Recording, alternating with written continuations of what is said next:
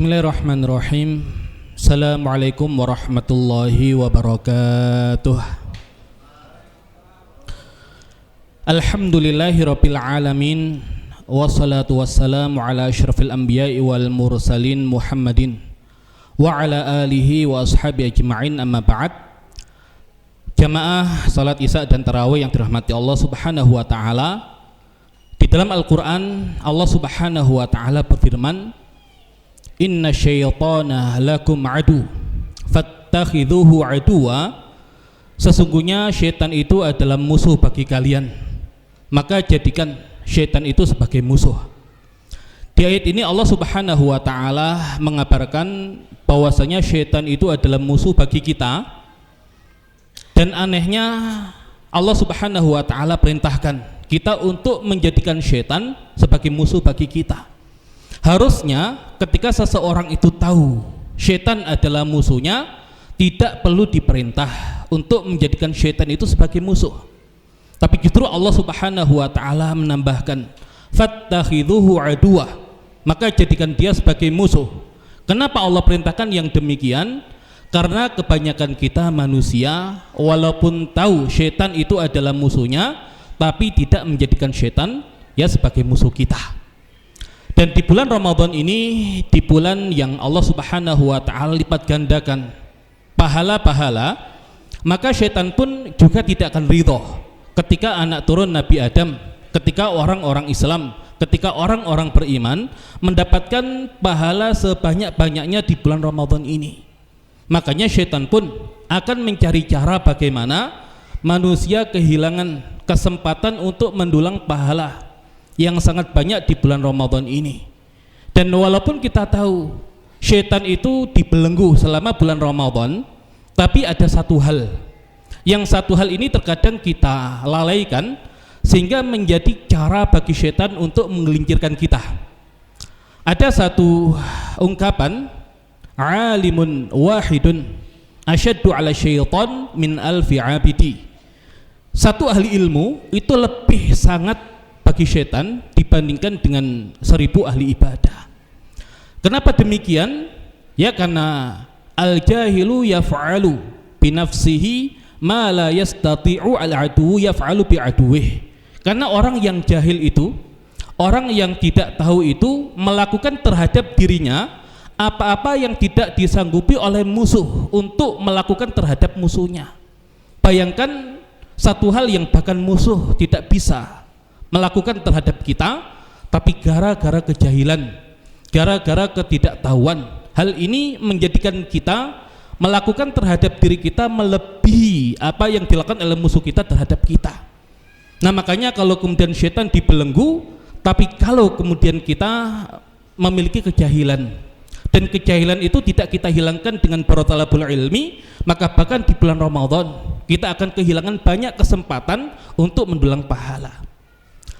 Baik, ya kalau saya bertanya, sholat tarawih dibandingkan dengan sholat rawatib muakkada, sholat sunnah yang mengiringi sholat fardu, baik itu qabliyah ataupun ba'diyah, lebih utama mana? Tarawih dengan sholat rawatib. Dikatakan di dalam hadis, man hafadha alat natai asyrata rak'ah banallahu lahu baitan fil jannah. Siapa yang menjaga 12 rakaat, maka Allah subhanahu wa ta'ala akan bangunkan baginya rumah di surga.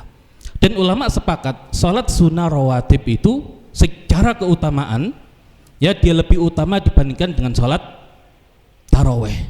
Dan bahkan untuk salat sunnah rawatib sebagian ulama berpendapat saking pentingnya, saking tingginya kedudukannya, boleh diqadha seperti sholat fardu ketika ditinggalkan. Nah pertanyaannya, pernah gak kita melihat jamaah yang setelah sholat isya dia menunggu untuk sholat tarawih tapi justru tidak sholat sunnah ba'diyah? Ada atau tidak? Ada. Banyak atau sedikit? Ya mungkin di sini sedikit, atau bisa jadi nggak ada karena sudah ya memiliki ilmu, ya semoga demikian. Nah sehingga seolah-olah dia merasa sudah mendapatkan pahala yang banyak, tapi ada satu amalan yang pahalanya jauh lebih besar, nah itu ditinggalkan. Jadi bukan mengecilkan sholat sunat taraweh. Kalau yang taraweh saja dikejar kok, harusnya yang lebih utama dari itu ya adalah kita kejar. Jadi itu cara syaitan, ya terkadang dengan sebab kejahilan dialihkan dari sesuatu yang lebih utama kepada sesuatu yang tidak lebih utama.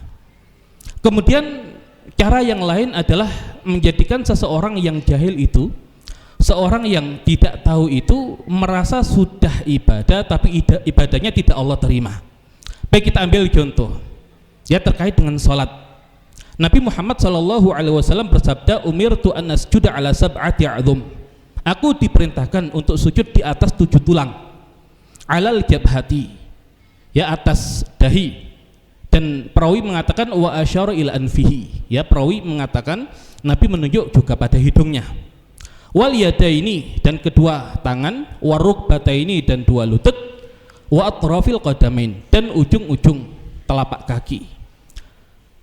Baik, orang sholat tanpa menempelkan hidungnya ke tempat sujud, sah atau tidak sujudnya?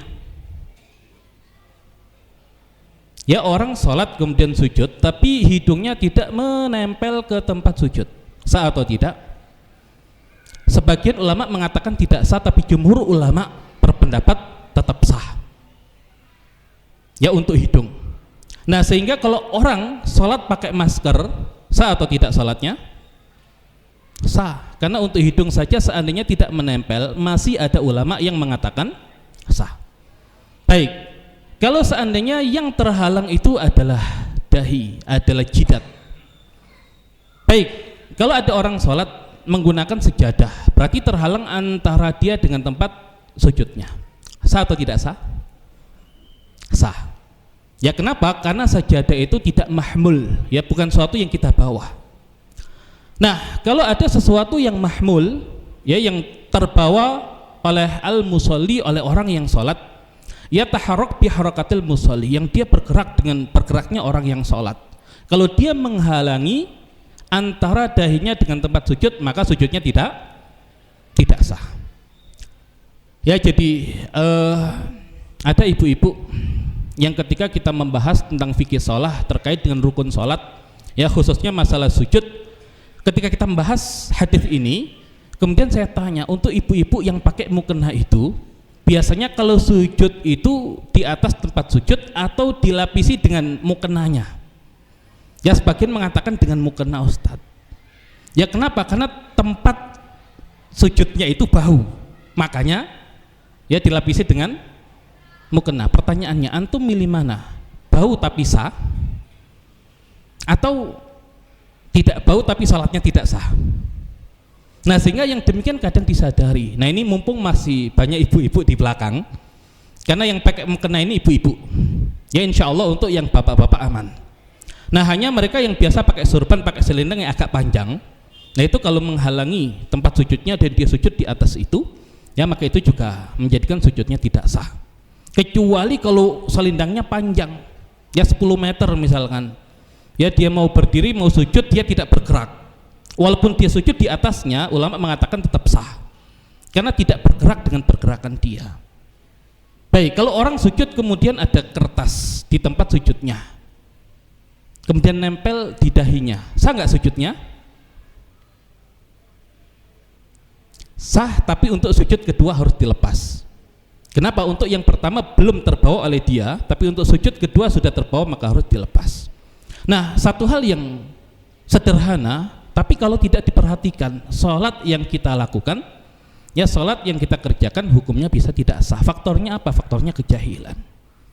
Baik, ya kemudian ini satu hal yang mungkin semoga bisa meningkatkan ya pahala kita di bulan Ramadan ini khususnya. Kalau ya saya punya alat misalkan, mengubah 1000 menjadi 1 miliar, mau nggak beli? Harganya 1 miliar. Ya, saya punya alat misalkan yang bisa mengubah uang 1000 menjadi 1 miliar, harga alatnya 1 miliar, mau beli nggak?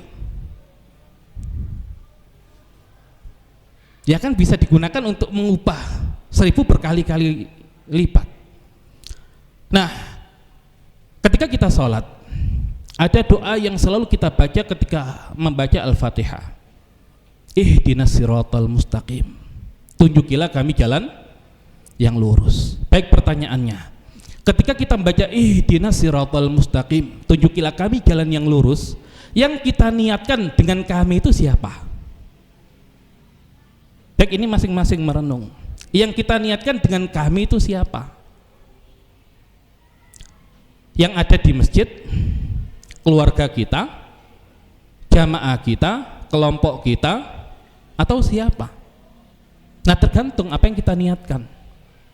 Nah, sehingga di dalam hadis dikatakan ma min 'abdin muslimin yad'u li akhihi an dhahril ghaib illa qala al malak walaka bimithlin. Tidaklah ada seorang hamba muslim yang mendoakan saudaranya tanpa sepengetahuannya, maka kecuali malaikat akan mengatakan dan bagimu yang semisal. Jadi ihdinas siratal mustaqim yang tidak menggunakan li, tidak menggunakan ila, tapi langsung kepada maf'ul binya, maknanya adalah mereka yang ada di luar jalan yang lurus agar dimasukkan ke dalam jalan yang lurus. Dan orang yang sudah berada di jalan yang lurus agar Allah jaga sampai ke tujuannya. Berarti ketika kita niatkan ihdinas siratal mustaqim, tunjukilah kami jalan yang lurus, kita niatkan untuk seluruh saudara muslim kita. Bisa atau tidak?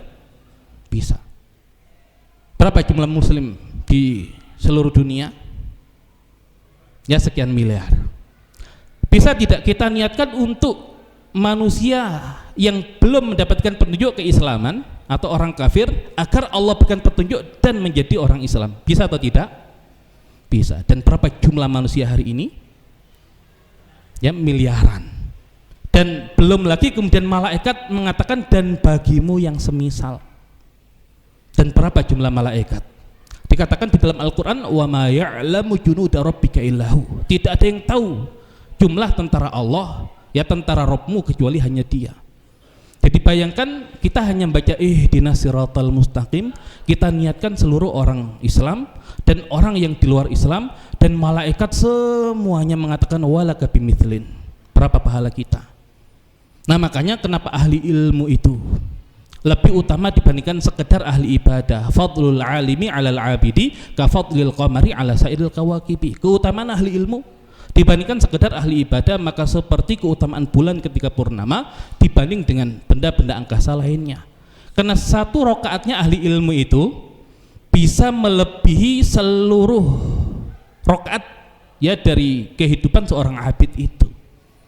Nah, makanya syaitan nggak mau itu. Dan orang kalau punya ilmu ya maka insya Allah ya ibadahnya ya Allah subhanahu wa ta'ala melipat gandakan ya dengan sangat banyak sekali, bahkan mengalahkan ibadahnya ahli ibadah sekalipun. Nah, inilah yang patut kita renungkan. Nah, di bulan Ramadan ketika kita tidak sekedar ibadah, kita juga mendapatkan ya ilmu-ilmu khususnya setelah sholat isya dan taraweh. Ya harapannya apa? Harapannya selesai Ramadan ya ibadahnya terjaga, semangat untuk bertolabul ilminya terjaga, sehingga ketika setan dibelenggu kita aman. Tapi kalau kita menjadi seorang yang masih jahil, setannya dibelenggu, nah bahkan kita menjerumuskan diri kita melebihi apa yang dilakukan oleh setan terhadap kita. Ya, maka semoga Allah subhanahu wa ta'ala terima amal ibadah kita, dan semoga Allah subhanahu wa ta'ala sebagaimana mengumpulkan kita di tempat yang mulia ini, Allah kumpulkan kita semua bersama keluarga kita semua di surganya Allah subhanahu wa ta'ala. Demikian, wallahu a'lam bishawab. Assalamualaikum warahmatullahi wabarakatuh.